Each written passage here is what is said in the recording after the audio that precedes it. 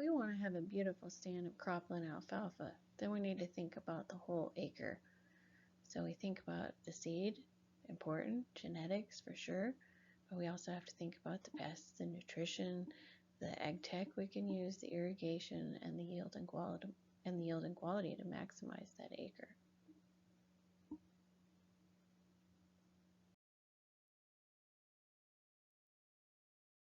So we start with our genetics, we need a productive stand, and we need quality feed. So how do we get that?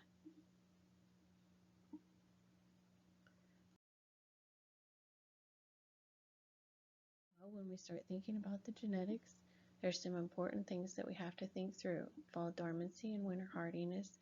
What's the yield potential, the quality potential? What disease and insect resistance do I need? And what traits do I have that are available to me?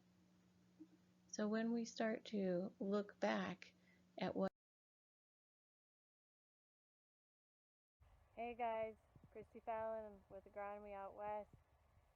Out in the alfalfa fields looking out across here. Not ready to cut yet. It's a Roundup ready field, so it's nice and clean as far as weeds. I'm gonna look down in and see what's going on with the plants. We feel here to see if we've got a bud. Got a little.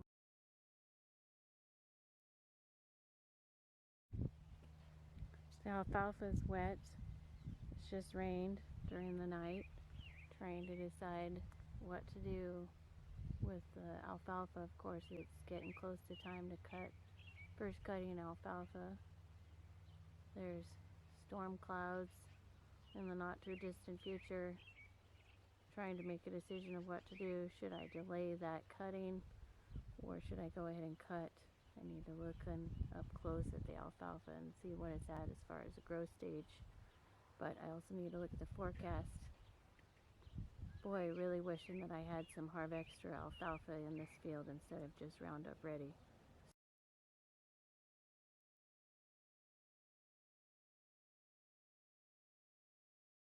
Trying to take a deeper look at this alfalfa. You can see that the buds are forming on these. This one's a little bit farther ahead, but yet I've still got other.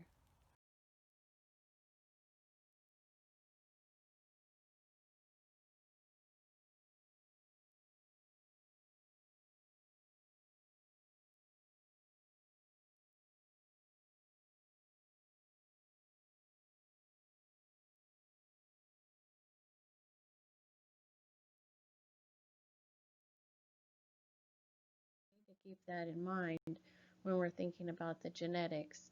If we have a conventional market, then we have choice that Cropland offers with the conventional alfalfa. Also can have the Omni approved Apex Green if that's your choice. We have Roundup Ready alfalfa, and then we also have Harvextra alfalfa for that increased flexibility that we really needed this spring with the weather giving us grief, plus the option to have a higher quality or maintain the quality with a delayed harvest. So we have choice in the cropland alfalfa mix as far as the genetics.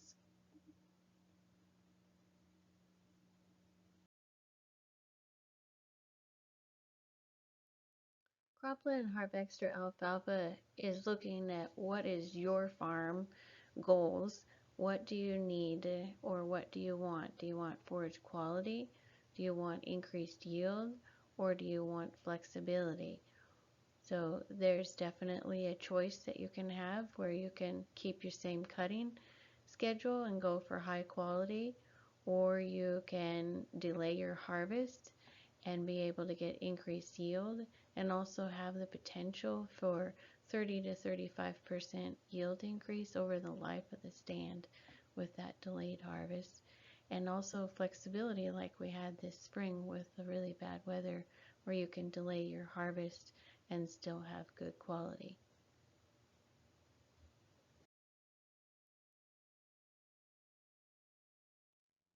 We have a large cross section again of choice. If we start with our fall dormancy 3 varieties, our Harvextra Tundra, we have had Tundra, currently have Tundra right now available. We will be having Tundra 2 that's going to be coming along, which will have additional Aphanomyces, disease resistant, and also will be able to help with a little bit, looks like a little bit of a boost in yield potential. Their FGI is continuing to collect research data for our region here in the Pacific Northwest to see how it performs, but it's looking very good so far. Legendary AA has got more disease resistance with the anthracnose and Aphanomyces. Both, we know we've already had the Legendary XHD before and still have that available. Moving up to fall dormancy 4s, we have our Harvextra Driver and our Harvextra Megatron. And we have, if you would like just the Roundup Ready, we have Stratica. And then if you'd like conventional, we have Rebound. And we have Rebound 6 XT and also the new Rebound AA for Aphanomyces and Anthracnose. Then we move up to Fall Dormancy 5. We have Tunica, Saltiva, and Nemastar as far as the Roundup Ready version. And then if you'd like conventional, we have Gunner and Nimbus.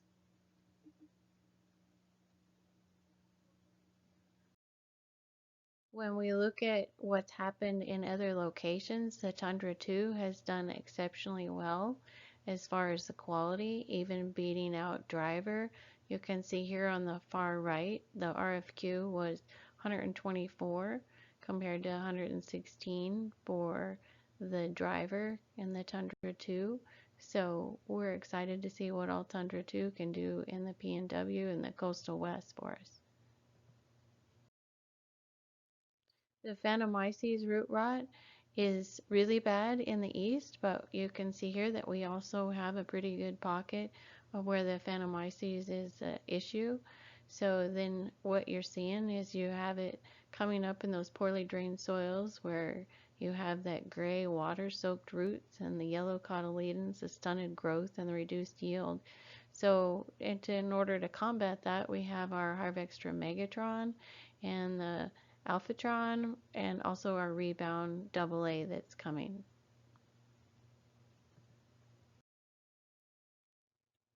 If you look at the Harvextra Tundra, which is out now, it has been showing very good performance in West Salem. Here you can see it compared with the Rebound AA and the Harvextra Tundra, not the Tundra 2, but doing very good as far as the yield.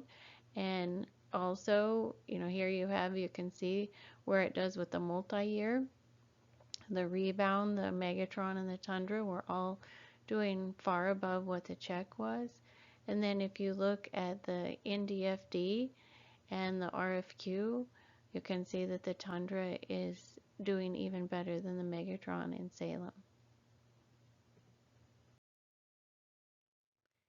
If you look at what information that FGI has been able to collect so far, they're very much in progress of collecting the data. The trend so far with the Tundra has been for higher quality, and this was seeded in 2019, and you can see here that the Tundra had an RFQ of 266 compared to Saltiva and Rebound at 241 and 243, so it's performing very well so far.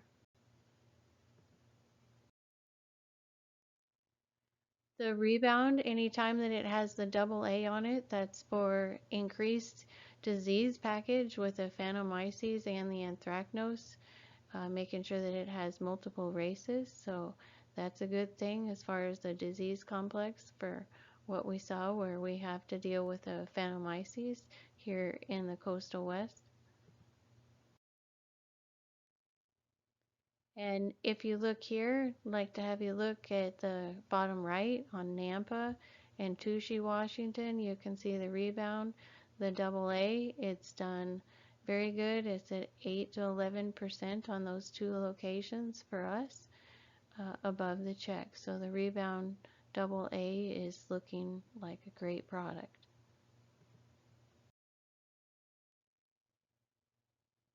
And remember that the Legendary AA is a 3.4 ball dormancy. Very good winter hardiness, so should be a great combo for those of you that need to have a conventional variety with high quality and a disease package. Legendary AA, we've had the XHD and it's done great for us as far as quality. We would expect the same except a better disease package with the Legendary AA. Remind everyone that we put the seed coating on with the grow zone. We need to make sure that we do that, and then we need to allow for a good temperature. Here you can see the difference between when you're seeding your alfalfa at 50 degrees compared to 70. So obviously a big difference. This was done at our Innovation Center in River Falls. This was done at a ½ inch depth, and it was with Roundup Ready Stratica.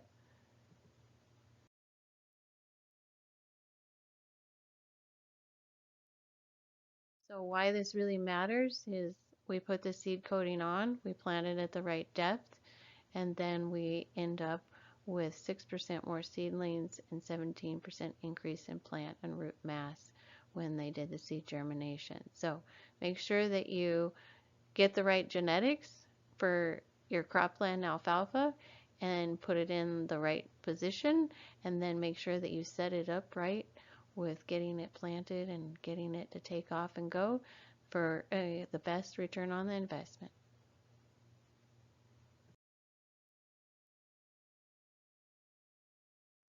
So you have some of the genetic piece to think through. Cropland has a lot of choice and variety for you to pick through. Your seed DSM, Rick or Dan, are here to help you in sorting through the specific varieties if you have more questions. But we wanted to give you some here today with this virtual tour. Also wanted to make sure that you're thinking about the fertility, seed bed prep, your weed management, your insect management, and making sure that you're thinking about the diseases and the whole aspect of the whole acre as you're managing it. That first 30 days is really critical for making sure that you set that stand up right.